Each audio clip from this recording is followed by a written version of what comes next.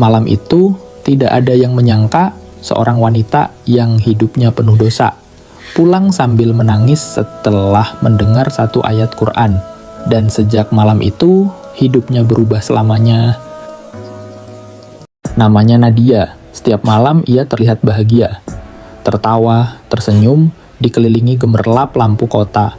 Tapi semua itu hanyalah topeng, karena di balik senyumnya, Nadia menyimpan hati yang hancur. Ayah Nadia meninggal sejak ia kecil. Ibunya sakit keras dan mereka hidup dalam kemiskinan. Nadia kecil pernah bermimpi hidup bahagia, tapi hidup ternyata jauh lebih kejam dari yang ia bayangkan.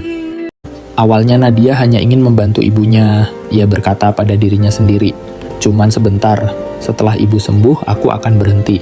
Tapi dosa yang kecil perlahan menyeret hidupnya semakin jauh dari Allah.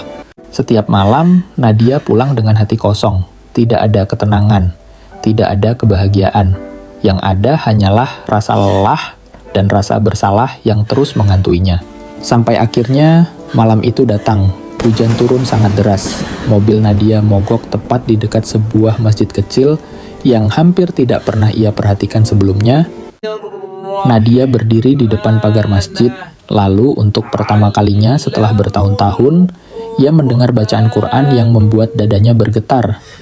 Katakanlah, wahai hamba-hambaku yang melampaui batas terhadap dirinya sendiri, janganlah berputus asa dari rahmat Allah. Tubuh Nadia gemetar, air matanya jatuh tanpa bisa ditahan.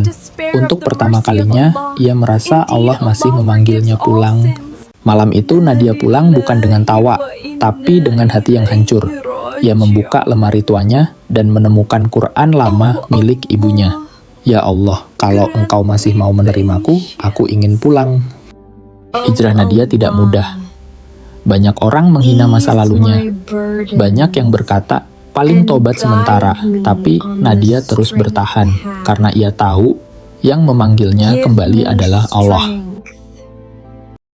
Beberapa tahun kemudian, Nadia bukan lagi wanita malam yang dulu. Kini ia menjadi guru ngaji bagi anak-anak yatim.